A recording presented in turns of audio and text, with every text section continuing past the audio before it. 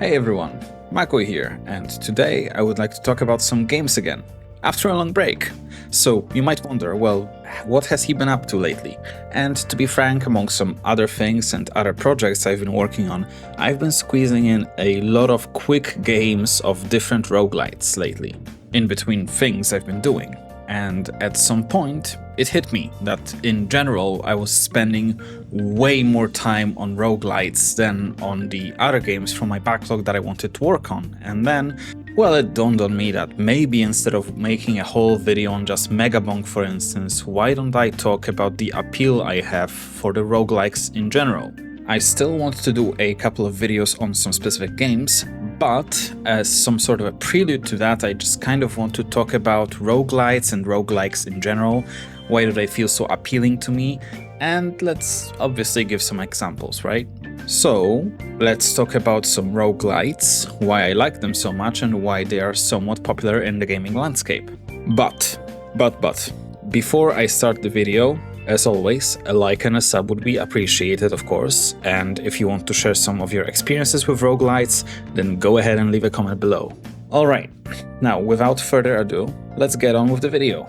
And the first thing that needs to be said is, of course, a difference between a roguelike and a roguelite, because sometimes these terms are used interchangeably, when in reality there are some slight, but when you think about it, obvious differences. So, a roguelike is generally referring to a role-playing game where you either select or create a character that then proceeds to delve into a procedurally generated dungeon with a goal of finding riches, power, and to achieve a goal of some sort that is situated at the very bottom levels of said dungeons. This type of game features things like exploration of the levels, fighting and fending off monsters, and turn-based combat. But the most important part of the roguelike, at least in my opinion, is permadeath. And permanent loss of in-game progression on character death, requiring the player to create a new character and start completely from scratch. The name of the genre itself refers to the game Rogue, which was an ASCII-based dungeon crawler. There are also games like NetHack, but when it comes to the newer titles, you have games like Caves of Qud. Since then, many games have tried to replicate the Rogue formula, either faithfully or with some twist. And that is how roguelites were created. Because, you see, roguelites basically take some concepts of the roguelike and then they change something. More often than not, roguelites abandon their permadeath and complete loss of progress in favor of a more player-friendly, more replayable and shorter formula. You want an example? Sure, here you go. In a roguelike, if you die, well, you die. You're donezo, create a new character and go again. In a roguelite, well, let's say Hades for an example.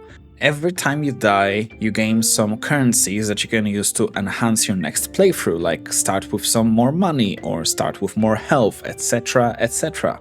But that is not the only twist. Really, as long as you kind of keep some basic principles of a roguelike and then put a twist on it in some way, it will technically be, by principle, a roguelite. So let's finally talk about what I think is the appeal of these games. So, first and foremost, the length of one run. Usually these games feature runs that average between 10 to 30 minutes, with some games going up to 1 hour. And really, with some of these roguelites, the amount of time you spend on them is set by the player. For instance, Slay the Spire is a turn-based roguelite deck-building game, right? Because it is turn-based, one run can last from as short as like 10 minutes, if you die of course, or 20 minutes if you are fast enough with your decision-making between floors and during the fights. Or, if there is a need for it, you can take your sweet time and make a run last like 2 hours or so before reaching the last boss, because there's time to think.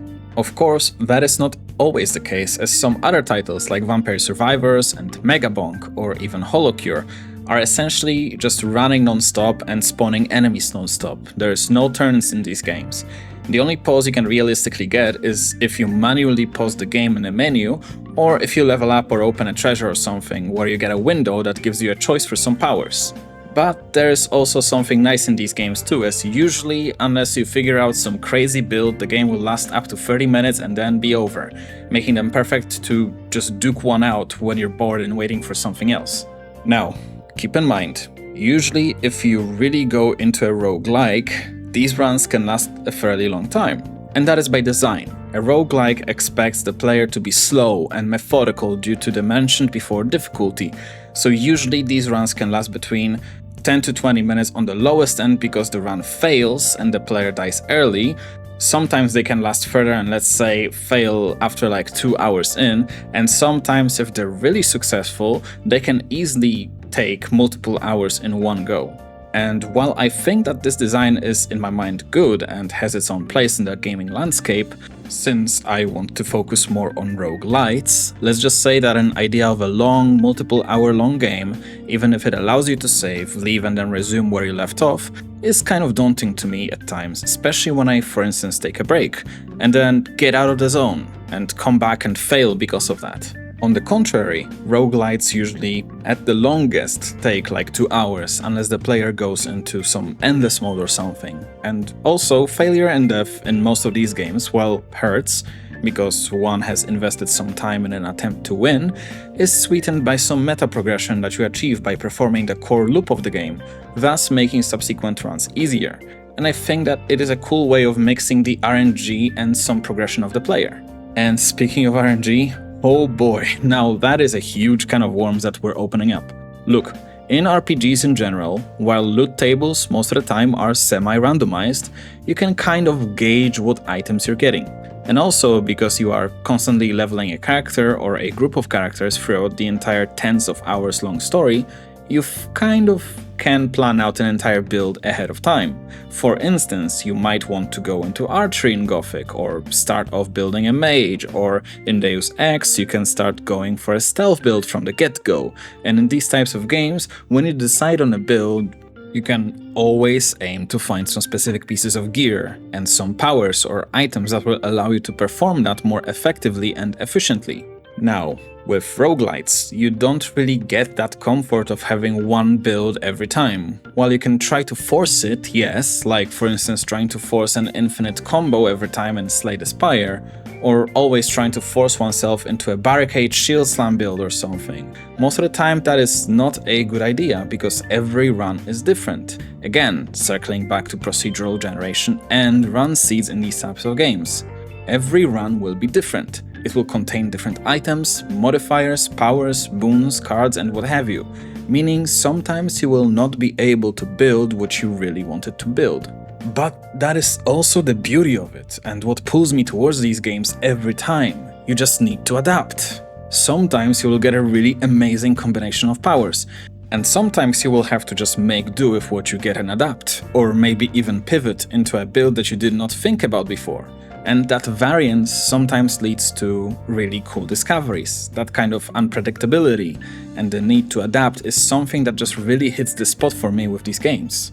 Obviously, the ability to adapt like that is also part of the skill expression you can have in these games, and that's another thing I'd like to mention. There's always a way to win a run in a roguelite, but you are not guaranteed to see the winning line. It's just a matter of skill and knowledge that the player has accumulated over time, the understanding which things can work together and what needs to be found or chosen from a selection to make a build pop off. And I find it crazy how in-depth can you go with these roguelite games.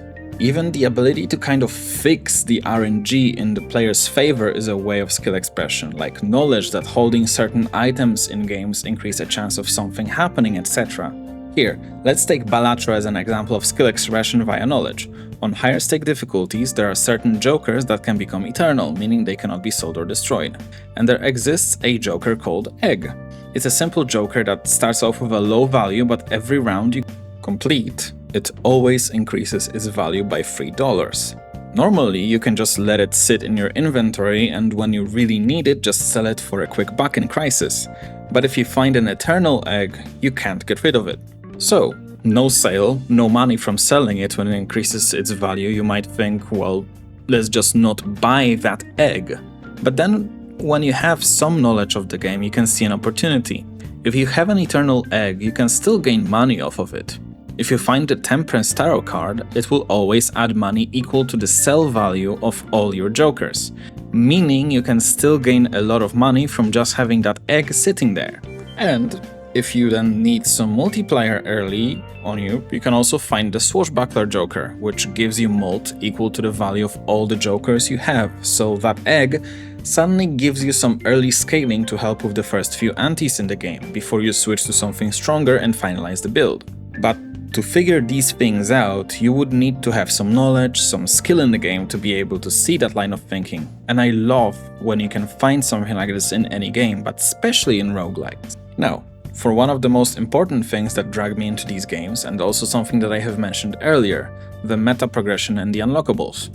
You see, roguelites often features some sort of a meta progression system, something to do, unlock or buy with in-game currency in between the runs to spice things up a bit.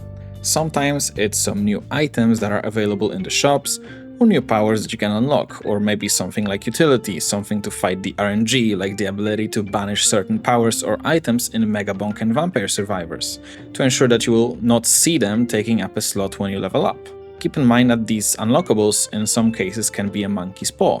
Sometimes having more unlocks while increasing variety and possibility of builds also waters down the pool of items and powers you receive when searching for one specific thing to finalize the build. And sometimes unlockables are just strictly a punishment that make a game slightly harder to offset the amount of power the player is receiving via the meta progression, like in the case of Sticky Nickels in The Binding of Isaac. Overall, every roguelite's iteration of meta progression is different, but they all just add some more value to the games, making every subsequent run richer in content, allowing the player to discover more combinations, or making the start slightly easier, like in the case of Hades. Alright, now that I've talked about all the things that make me gravitate towards these type of games, let's talk about one big negative that I've noticed, at least for myself. And I'm not talking about it as a negative for everyone, but specifically for myself. A little bit of self-reflection Mako moment.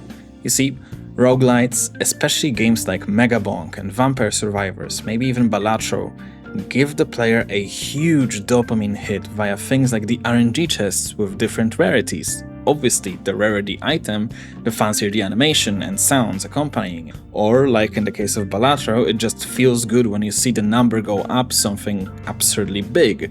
It just feels rewarding. And when the player gets that easy dopamine hit, he wants more, meaning he stays in the loop longer. And while normally it is a good thing because, well, if the player enjoys the game, that's good. That means the game was designed well, and I don't really have a problem with that. But in my case, because I was going for that quick dopamine hit, I was kind of putting off playing through the titles I was planning on playing through in chase of that quick dopamine rush from the roguelite titles. For instance, I stopped playing Half-Life halfway through, and I just recently got back into playing the rest of it, hence still no Half-Life 1 video. Or I did not touch some slower titles like the Deus Ex games yet. So, while I really like these smaller titles, these one more run machines, I think I'll have to put them off for a bit at least. But I did mention that I'd like to talk about not only the genre as a whole, but also the specific titles I've been playing recently and what I like about them. So let's start off with my return to Slay the Spire. You see, STS is a roguelite deck builder, and the goal is to go from floor to floor, defeating enemies on these floors and assembling and fine-tuning the deck that each character receives. STS genuinely just scratches that turn-based card game itch for me. There's just something about successfully constructing a deck that just works and easily beats an enemy because you, for instance, chose the right powers and found the right relics. It sometimes feels even more satisfying when you just barely make it through the run because the seed you rolled into was just very tough, but somehow you made it. Slay the Spire is also one of these games that I would consider like on the verge of being actually just a roguelike, because you always start off on a similar baseline weak level, and you kind of need to build the character's deck up from the baseline to make it work. Although the addition of Niao's Blessings as some bonus choices to change the game a bit from the start of the run definitely influenced the power level of your deck from the very beginning of the game. I've also played a bunch of Balatro again, which scratches a similar yet different itch. It is also a deck builder, but in a different way. You don't fight the enemies directly, there's no health bar to keep track of, you just need to score enough points by playing the poker hands to beat specific blinds. But let me tell you, seeing the number go up and trying to hit this scientific notation in your score just feels so good, and figuring out the way to do so is just always fun. Also, in Balatro, like in Slay the Spire, you always start at the same base level. There is no instant blessings you can receive at the beginning of the game though. The meta progression is here, but it specifically revolves around unlocking new types of jokers via doing specific things in every run, unlocking different types of decks. But outside of the initial choice of the deck the player is going to use, there's nothing that impacts the start of the run. There aren't any persisting bonuses or items that come into every run, unless you obviously count in the stickers that you can select at the beginning of the run. You just gotta find the new things during the run. The same applies to Slay the Spire. Outside of the early Nail's blessings, there's nothing persisting between runs in there either. I also played a bunch of Vampire Survivors and Megabonk lately, and I'd like to talk about them together because while one is 2D and the other is 3D, they are very similar games at its core and they both hit the same spot. They both are something that I like to call a reverse bullet hell. Now, that is not the official term, but if I were to describe it to someone who plays different games, that is what I would describe Megabonk and Vampire Survivors. And for that matter, any Vampire Survivors-like game, because in these games you are the bullet hell, and you just need to dodge the enemies and bosses and make sure you hit them to death. Both have similar goals, which is to survive for about 30 minutes by leveling up and finding treasures to empower the player character so they can beat a boss enemy. And that RNG gamba factor you get and the dopamine hit with the RNG chest openings just feels so fun. Now, this is the next level of a roguelite, as there is some meta progression in these games via unlocking new items and new characters, but unlike STS and Balatro, you earn a currency that you can spend in the game menu to slightly enhance and upgrade the overall player power by, for instance, unlocking the ability to banish certain items like I mentioned, increase the power gain or unlock more weapon slots, etc, etc. So yeah, that's the next level of meta progression in these roguelites. And then I also dove back into Hades again, and Hades is a different beast altogether compared to the other games here. Hades, outside of the ability to adapt and think on the spot about how to build your character in the specific run you're in, also very much relies on your skill and knowledge so that you are able to dodge and deflect enemy attacks and to exploit their weakness in real time due to the way Hades' combat system works. Hades just gives you that action combat heavy dungeon ascending instead of crawling environment, allowing for some faster paced gameplay. It also has the most meta progression out of all the games that I've mentioned. In fact, if you think about it, in a way Hades makes itself the most noob friendly while at the same time having a higher skill ceiling than the rest of the games that I talked about. It's the most noob friendly because the amount of different things the player can unlock to help himself in-game is huge. You have the mirror to empower Zagreus with bonus lives. He can deal more damage backstabbing enemies, starting with more gold, have more ranged casts, start with more health, regenerate health going from floor to floor, and so on and so forth. And you get to unlock charms that further enhance certain aspects of your climb to the surface, not to mention all of the house renovations that you can obtain to make the climb easier. At some point the player is bound to reach the surface, the run's end goal, just on the merit of having so many advantages from the meta progression to fill certain gaps in player skill. But that also makes sense, as there is a lot of story and narrative tied to both reaching the surface and retrying every attempt in Hades, so the amount of meta progression makes sense. But I also mentioned that this game also feels like it has the highest skill ceiling, and that is because of the different debuffs that can be applied to the run by the player running the Pacts of Punishment, and some of them can get insanely hard. They can get so hard in fact that I believe there is only one documented case of a player finishing an unmodded, unseeded, max 64 hit run of Hades, and I believe that would be the player Angelic. So to sum it all up, roguelites just kind of consumed like 1 or 2 months of my life right now, and I feel like I need to put them down for a while. But to all of you, if you just look for some games that you can sink your teeth into for some quick games, especially if you look for some games with a strong game loop, that don't require you to spend like 2 or 3 hours during the day because you might not have that time, but still you want to feel like you get a different experience every time with some slight bonus or feeling of progression or, you know, well, why wouldn't you give them a shot, right? And that's about it for this video. Thank you all for watching. Remember to leave a like and a sub if you enjoyed this video, as it helps me out a lot. And I'll see you again in the next video. Bye bye.